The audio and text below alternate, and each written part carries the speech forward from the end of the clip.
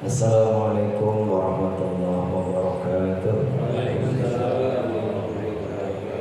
Alhamdulillahilladzi hadana li hadza wa ma kunna linahtadiya laula an hadana Allah.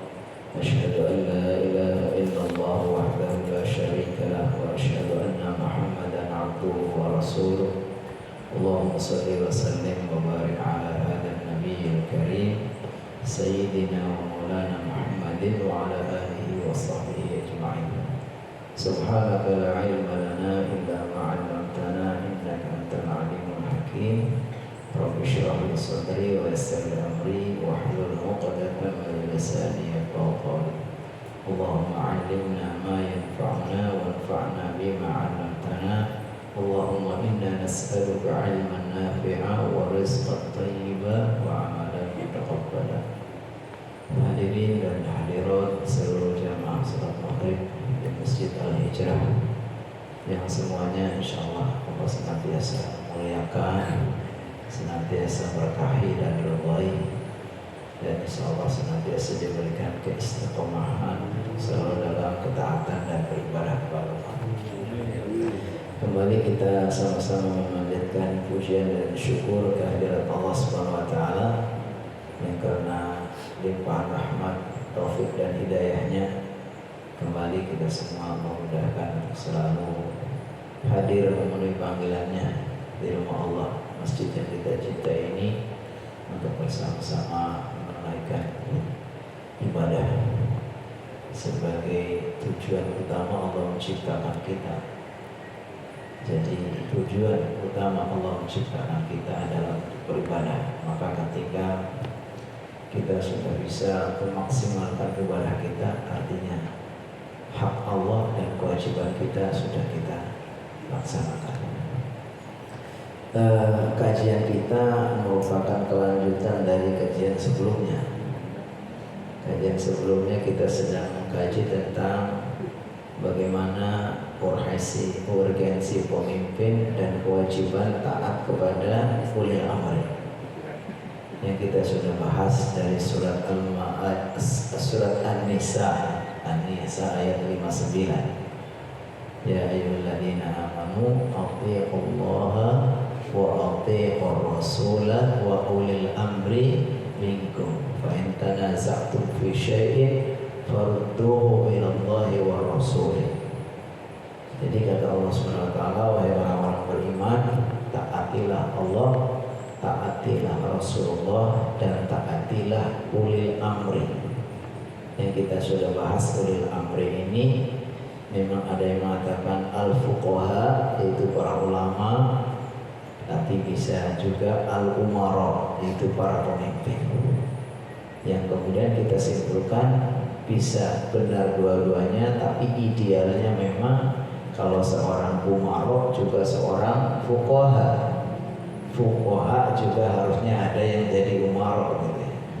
Bagusnya kalau seorang pemimpin seorang alim juga lebih bagus.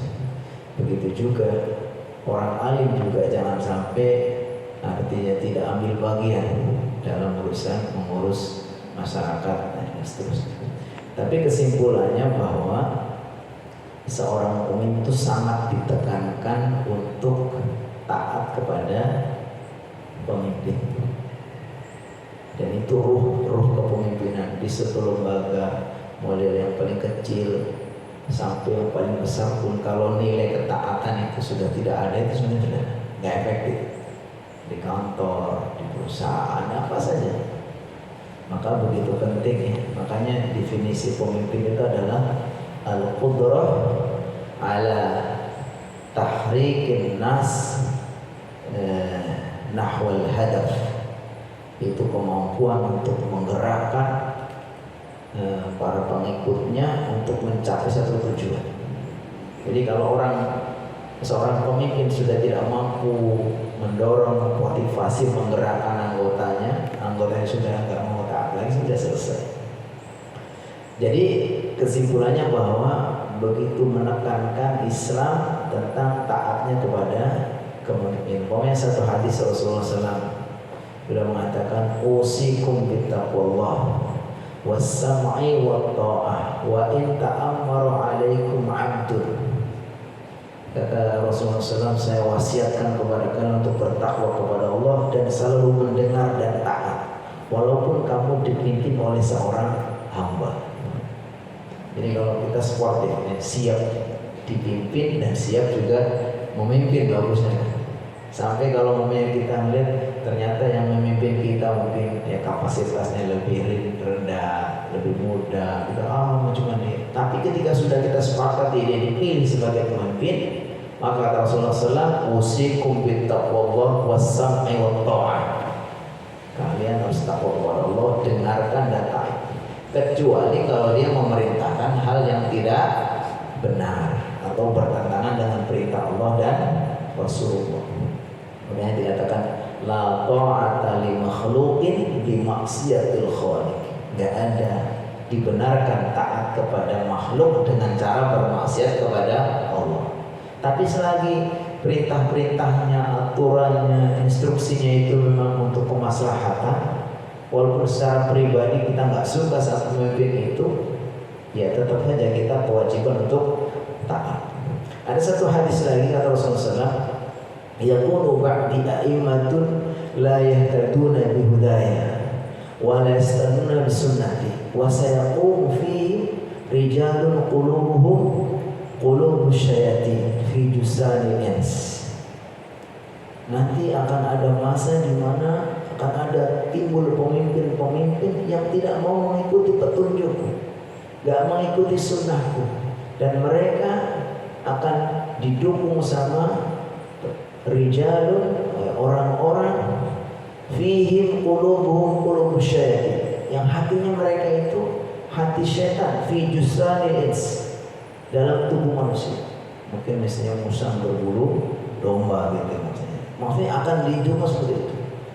Qala, kemudian sahabat bertanya, kaifa asna ya Rasulullah in adraktu dzalik? Wahai Rasulullah, kalau saya mendapati kondisi seperti itu bagaimana? Kata Rasulullah SAW, tasma' wa tuti' lil amir. Kamu harus ikuti dan dengarkan pemimpin. Tadi syaratnya ketika pemimpin itu tidak memerintahkan kepada hal-hal yang bermaksiat kepada Allah Subhanahu wa taala. Jadi begitu pentingnya kita untuk taat kepada pemimpin. Maka konsekuensinya begitu pentingnya kita memilih pemimpin yang layak ditaati. Karena begitu besar resikonya kalau sampai kita nanti mendapatkan pemimpin yang tidak baik. Di satu sisi agama memerintahkan kita harus taat kepada pemimpin, lalu kita mendapatkan pemimpin yang masya Allah, nauzubillah namanya nggak baik, itu kan berbahaya. Dan itulah makanya begitu penting kita memilih. Kira-kira kalau memang agama memerintahkan kita begitu kuat untuk taat kepada pemimpin, maka jangan sampai salah kita memilih pemimpin. Karena kalau sampai salah, tadi disebutkan, sampai pun itu pemimpin yang zalim istilahnya pun, daripada umpamanya kalau nggak taat itu menjadi masalah. Jadi kebanyakan itu para ulama, kenapa kita harus taat juga walaupun pemimpin yang zalim? Dalam kondisi tertentu memang kadang-kadang itu akhafud dzararain, itu hanya untuk menghindari bahaya yang lebih besar. Kalau sampai mamanya kita ada seorang pemimpin kemudian kita waktu itu mamanya memberontak dan seterusnya, kemudian akan menjadi bahaya besar, ya jangan lakukan itu. Maka dengan cara-cara tertentu kita memberikan nasihat, memberikan masukan supaya tidak terjadi fitnah yang lebih besar.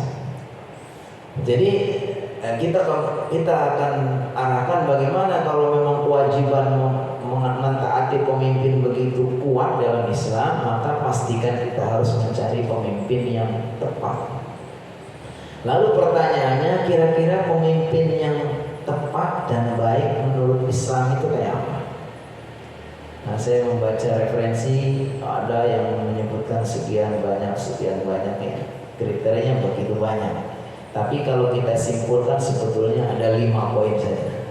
5 poin besar Hendaknya kalau kita mau memilih pemimpin, jangan sampai ya keluar dari 5 kriteria ini.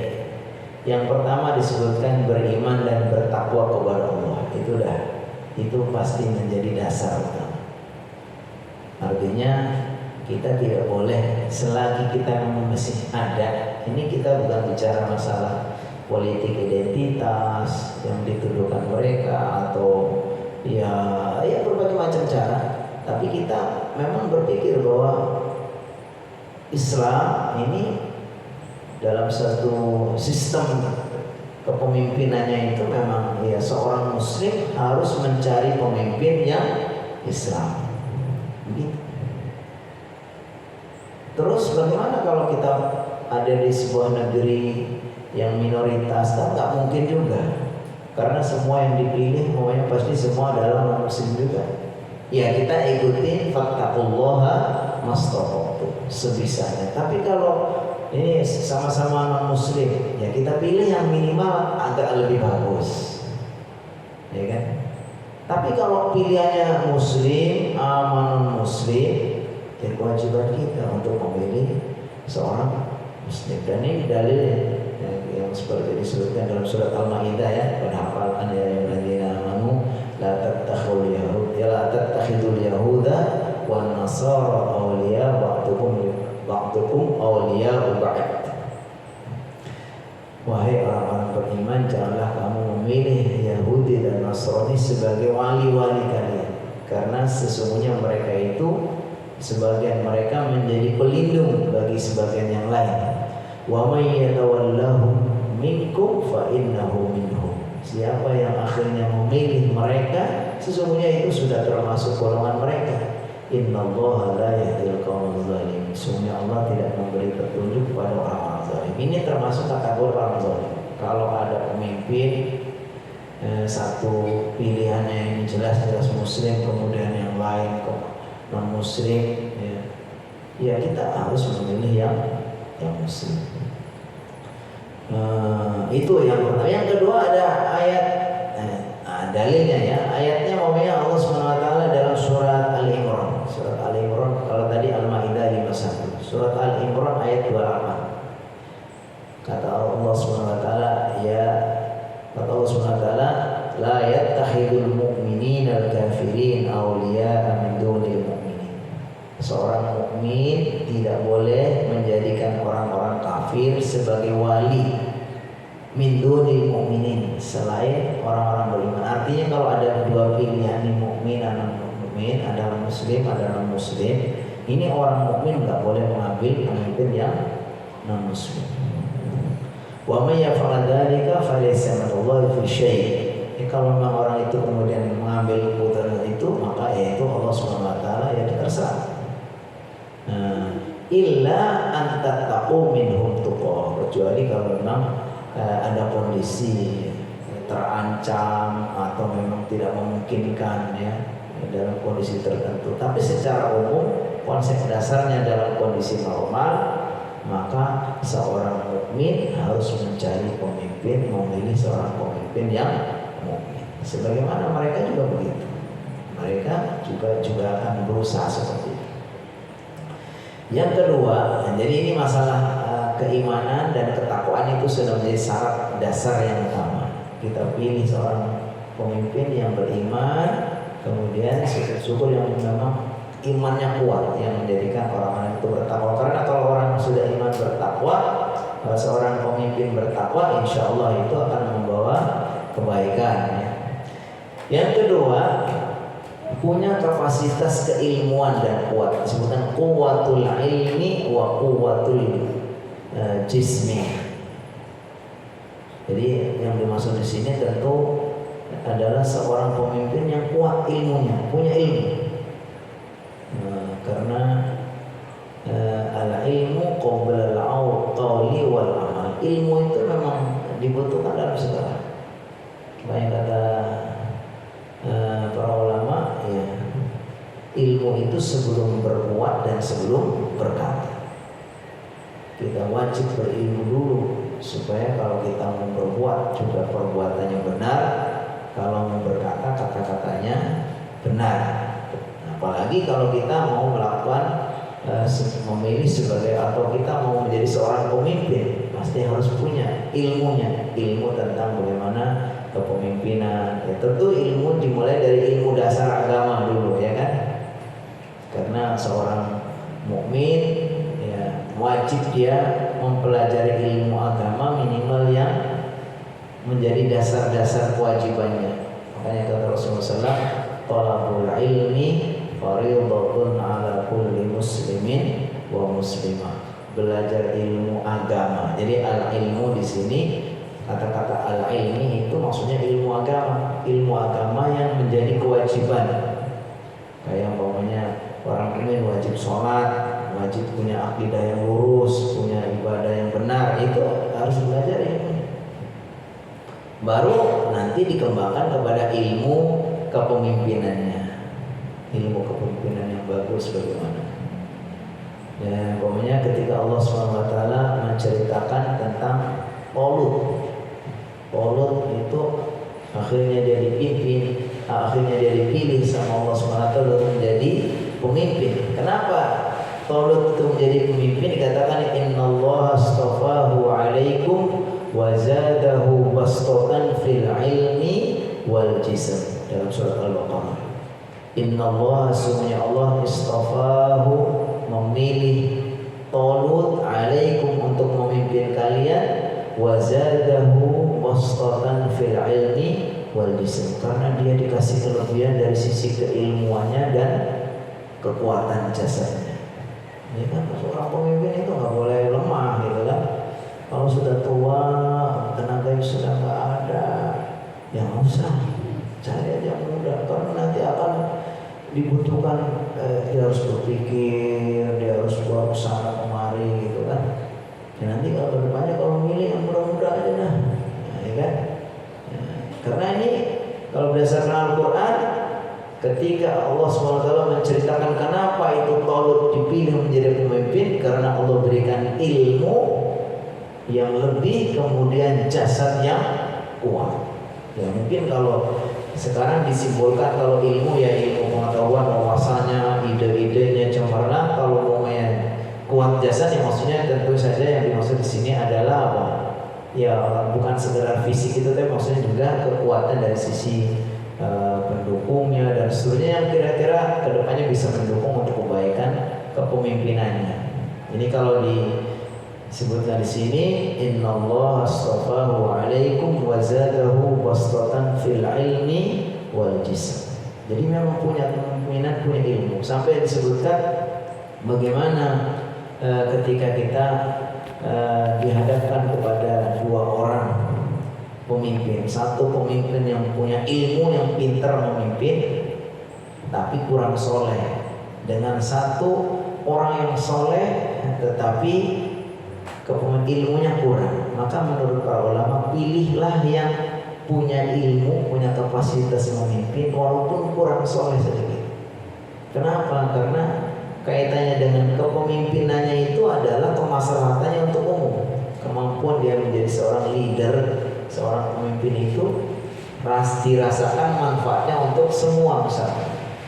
Dan itulah tujuan pemimpin itu, bagaimana menciptakan kebaikan untuk umum. Sedangkan kesolehan itu manfaatnya untuk pribadi. Jadi orangnya itu rajin ibadah, rajin puasa, rajin, itu kan semua sifatnya pribadi, manfaatnya untuk pribadi. Tapi kemampuan dia untuk mengatur, punya ide-ide, menggerakkan orang, itu kan untuk masalah. Makanya ketika dihadapkan dua pilihan ini, memang dua-duanya kurang ideal. Bagusnya ya pinter juga soleh gitu. Tapi kalau mau ada dihadapkan satu pinter kurang soleh dengan satu soleh banget tapi kurang pinter, kita milih yang apa? Yang pinter memimpin walaupun sedikit kurang soleh. Karena sedikit kurang soleh ini kemaslahatannya kembali kepada pribadinya. Tapi kalau sedikit kurang pinter itu membahayakan kepada masyarakatnya. Makanya dipilih yang lebih pinter walaupun sedikit kurang soleh. Nah ini disebutkan juga dalam ayat lain, pokoknya surat Yusuf, Allah SWT qala ja'alni ala khazainil ardi inni hafizun alim. Nah, jadi hafizun seorang yang menjaga, yang punya integritas, alim yang orang yang berilmu. Jadi intinya kriteria kedua seorang pemimpin itu harus punya ilmu, punya kapasitas memimpin yang bagus. Yang ketiga di sini disebutkan optimis dan bertawakal kepada Allah. Jadi orang itu tentu ya, ini disebutkan oleh para ulama tentang hampir para nabi, para orang-orang pemimpin zaman dahulu itu memang punya kemampuan apa, punya optimisme yang begitu tinggi, punya husnuzon dan tawakal yang begitu tinggi kepada Allah SWT. Disebutkan dalam cerita-cerita orang-orang hebat zaman dahulu, para nabi, ya kan? Itu kebanyakan mereka optimis, atau disebut di sini ada ijabi, seorang yang punya selalu optimis dalam segala, dalam kondisi yang begitu kritis sekalipun. Pokoknya kisah Nabi Musa. Nabi Musa ketika dikejar sama Fir'aun dengan pasukannya, Fir'aun sudah ada di belakangnya dengan segala kekuatannya. Kemudian Nabi Musa dengan pengikutnya sudah, dia berpikir wah selesai, karena di depannya Musa dan pasukannya dan pengikutnya itu ada laut, di belakangnya adalah Fir'aun. Maka kemudian para pengikutnya udah pesimis banget. Falamma tara al-jam'ani qala ashabu Musa inna lamudrakun. Ketika dua pasukan ini sudah tersusul, Fir'aun sudah mau menyusul Musa, depannya ada laut, maka pengikutnya Nabi Musa, wah selesai lagi, pasti kita akan tersusul dan kita semua akan dihabisi. Tapi kata Nabi Musa gimana? Kata Nabi Musa, kalla bal ma'i rabbi sayahdin. Tidak, kalian jangan takut, Allah bersama kita, nanti Allah akan kasih petunjuk bagaimana solusinya. Maka disebutkan Nabi Musa menerima wahyu, kemudian Allah perintahkan dia untuk memukulkan tongkatnya kepada laut, lalu Allah kasih solusi. Begitu. Atau kita membaca tentang bagaimana ketika Nabi Muhammad SAW bersama Abu Bakar dikejar-kejar ya, ketika Nabi Muhammad SAW hijrah. Lalu orang-orang Quraisy itu memilih orang-orang yang hebat, membuka sayembara siapa yang bisa nangkap Muhammad hidup atau mati, buka hadiahnya segitu. Orang semua mencari orang-orang yang paling pandai berkuda, yang paling hebat itu dia mencari. Sampai akhirnya ketika Abu Bakar ya, dan Nabi Muhammad SAW itu ada sembunyi di gua, kemudian apa? Abu Bakar itu begitu takut. Dikatakan, disebutkan dalam ayat itu gimana? Idhuma fil ghar idh yaqul li sahibihi la tahzan innallaha ma'ana. Ketika dua orang ini, Nabi Muhammad dan Abu Bakar, di dalam gua. Lalu orang-orang yang sedang mencarinya itu sudah ada di atasnya. Sampai dikatakan bahwa kalau itu orang-orang yang mencari Nabi Muhammad dan Abu Bakar itu mau menunduk ke bawah, itu pasti melihat Nabi. Tapi ya qadarullah itu mereka nggak ada yang melihat. Dikatakan kalau mereka mau menundukkan pandangannya, maka dikatakan law taqta ahaduhum rasahu la ra'ana. Kalau mau menundukkan mereka pandangannya ke bawah, pasti mereka melihat. Tapi dilelah nggak ada yang melihat. Dan yang kita bayangkan, gua itu seperti kalau kita ngelihat bangunan, bukan, guanya hanya sekedar lubang sedikit saja, lubang bolong ke bawah. Kemudian nanti kayak kita, kemudian Nabi Muhammad ada membakar di situ, kemudian pasukan yang mencari itu Suraqah dan teman-temannya itu sudah ada di atas. Tapi kata Nabi Muhammad SAW, la tahzan innallaha ma'ana. Man najwa min thalathatin illa huwa rabi'uhum wala khamsatin illa huwa sadisuhum wala adna min dhalika wala akthara illa huwa ma'ahum aynama kanu. Jangan khawatir, Allah itu selalu menyertai. Kalau kita sendiri, Allah keduanya, kita berdua, Allah keduanya, gitu. Jadi Nah, begitu optimisnya seorang pemimpin itu, walaupun dalam kondisi genting gurita sekalipun, nggak boleh itu berpikir pesimis. Dan itu kalau menurut para ahli memang ya, kalau kita mengikuti trainer motivasi itu, ya begitu. Memang seorang kalau dia itu mau sukses itu, dia selalu berpikir positif, pandangannya jauh ke depan, ya. Jarang dia itu pesimis. Jadi ini saya bacakan di sini.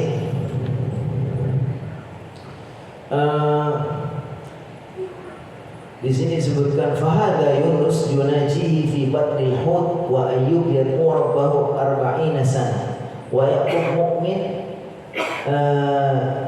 bi'audati ibnihi al-ithnain wa Musa yunadi biqaumihi kalla inna ma yarusin. Ini digambarkan betapa para nabi itu selalu optimis. Pokoknya Nabi Yunus dia tetap dia optimis Allah akan berikan keselamatan walaupun dia sudah ditelan ikan. Bagaimana itu doanya? Doa Nabi Yunus di perut ibunya atau di perut ikan ini gimana? Rabbana inni gimana? Inni kuntu minaz zalimin. Gimana itu bunyinya gitu? La ilaha illa anta subhanaka inni kuntu minaz zalimin. Nabi Ayub sakit bertahun-tahun sampai 40 tahun. Nabi Yakub yang sudah kehilangan 2 putranya juga akhirnya Allah kembalikan, Binyamin dan Nabi Yusuf. Nabi Musa tadi kasus ketika dia dikejar-kejar Fir'aun. Nabi Muhammad ketika bersama Abu Bakar dan seterusnya. Dalam kondisi yang sangat buruk sekalipun digambarkan seorang pemimpin itu tetap optimis, selalu berhusnuzon. Karena husnuzon ini, berbaik sangka ini sebetulnya akan memberikan apa yang seperti persangkanya. Jadi kalau kita berpikir positif, berhusnuzon, insya Allah Allah akan berikan apa yang kita sangkakan. Sebagaimana kalau kita pesimis, berprasangka buruk, maka akan menjadi kenyataan juga. Makanya kata Rasulullah SAW dalam hadis, ini hadis qudsi, berarti Allah berfirman, ana inda dhanni bi, saya itu seperti prasangka hambaku kepadamu.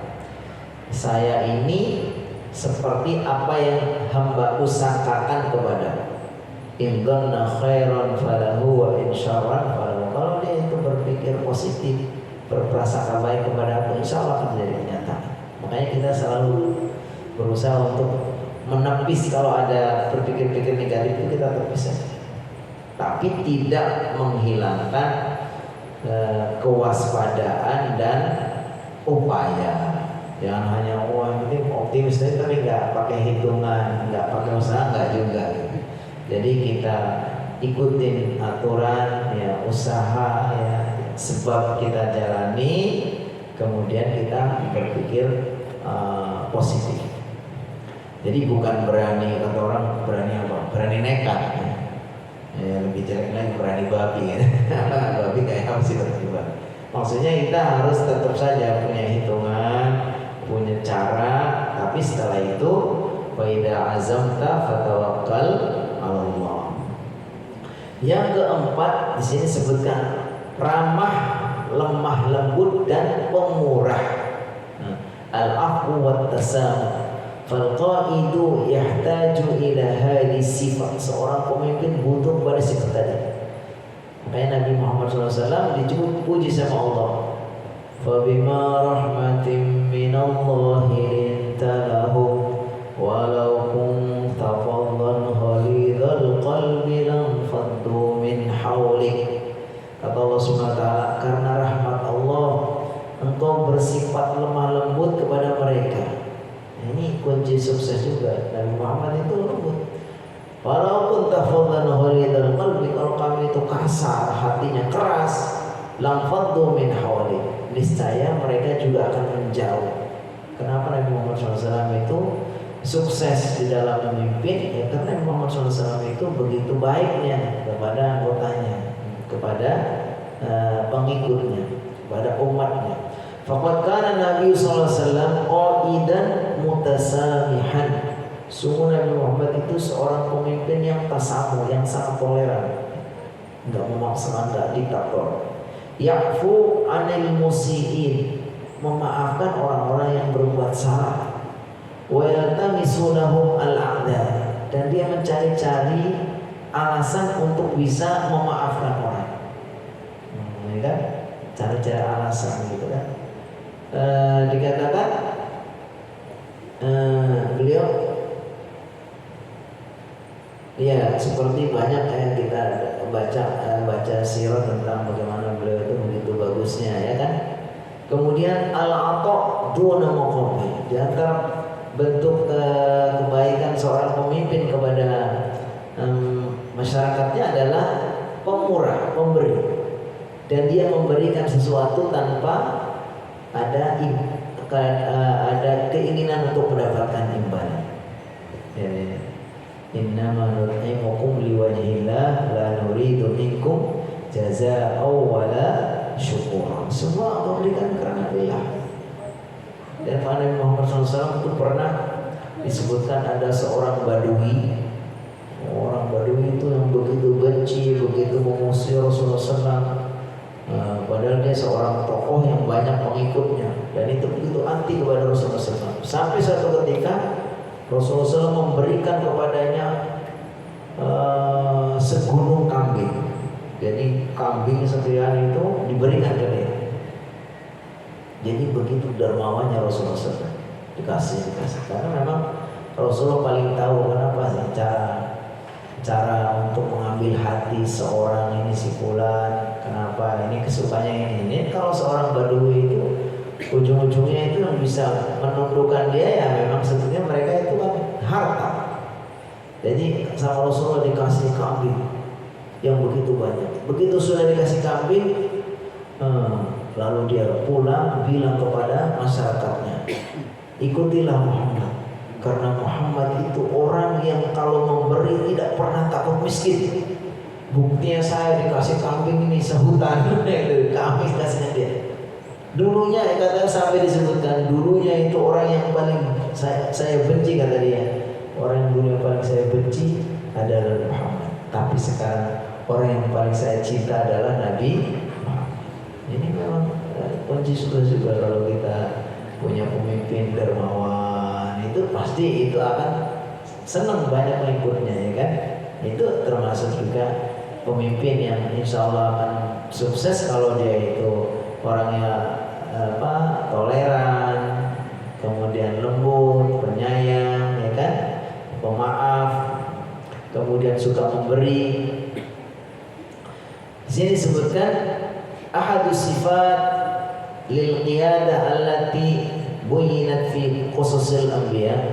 Di antara satu sifat yang disebutkan di dalam cerita-cerita para nabi, annahum yu'tuna bila muqabil.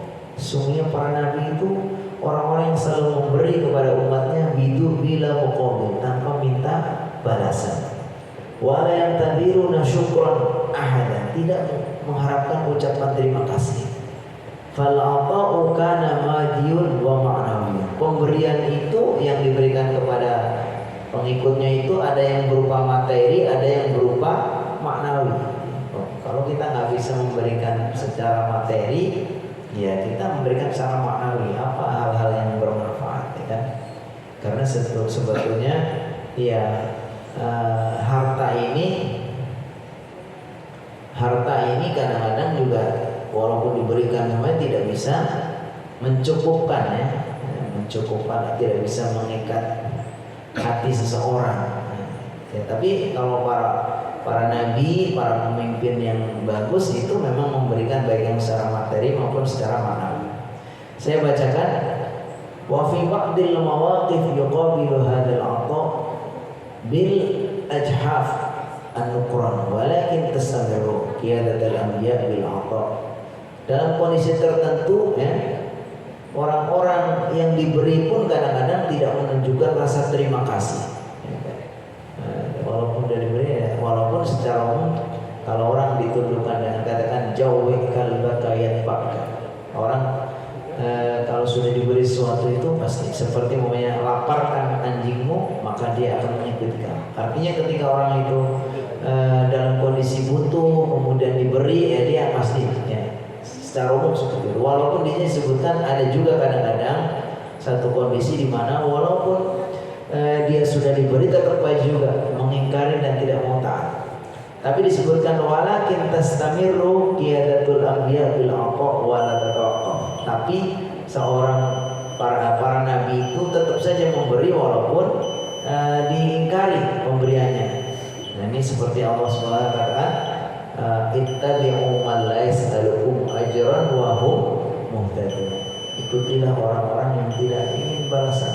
Dikatakan la as'alukum alaihi ajran. Terakhir yang keempat adalah bitonah yang baik, pendukung yang baik. Disebutkan pemimpin itu walaupun secara kriteria semuanya baik dan seterusnya, tapi ketika ada di lingkungan yang tidak baik, tetap saja itu akan menjadi kendala. Saya bacakan surat Al-Imran ayat 118.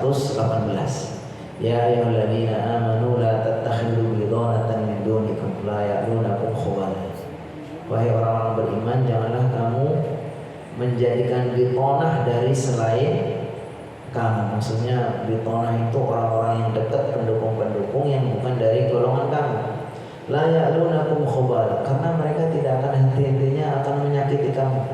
Waddu ma'anittum, mereka akan senang kalau kalian itu menderita. Qad batatil baghdha'u min afwahihim, sungguh telah nyata kebencian dari mulut mereka. Wa ma tukhfi suduruhum akbar, tapi apa yang disembunyikan dalam hati mereka sebetulnya lebih besar. Jadi kalau kita ada seorang pemimpin baik, tapi di lingkungannya, sekitarnya, pendukung-pendukungnya itu jahat, ya akhirnya dia akan jahat juga, karena akan susah setidaknya. Ini saya baca hadis sedikit lagi. An Abi Sa'id wa Abi Hurairah, ada hadis dari Abu Sa'id dan Abu Hurairah.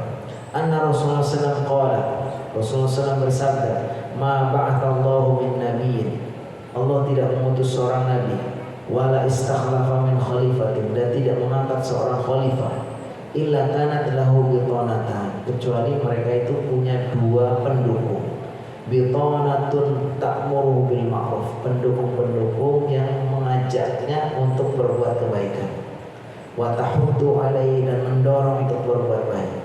Wa bitanatun ta'muru bisyarri, tapi ada juga pendukung-pendukung yang mengajaknya untuk berbuat jahat. Wa tahuddu alaihi, dan mendorong untuk berbuat jahat itu.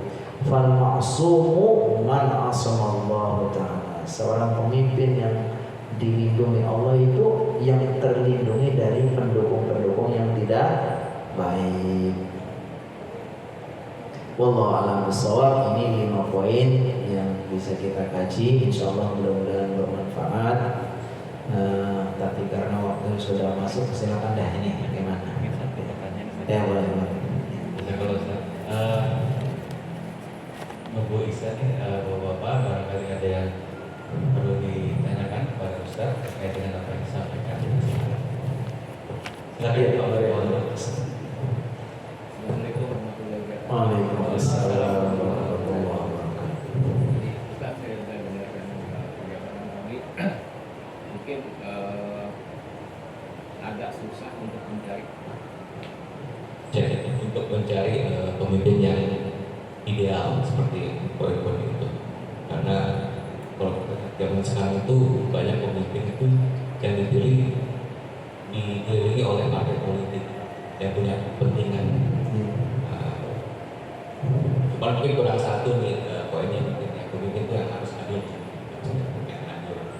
Dan pertanyaan saya adalah, kalau kita salah memilih, nanti pertanggungjawaban kita nanti seperti apa? Mungkin yang pilihan kita ya satu itu yang tadi ilmu yang banyak tapi solehnya sedikit. Terima kasih Ustaz. Waalaikumsalam. Baik. Jadi secara umum kita dituntut untuk memilih yang terbaik. Fattaqullaha mastata'tum, bertakwalah kepada Allah semaksimal yang kamu bisa. Maka makna yang lebih luas dari maksud ini adalah, ya kalau kita memilih yang menurut kita, menurut ijtihad kita yang paling baik.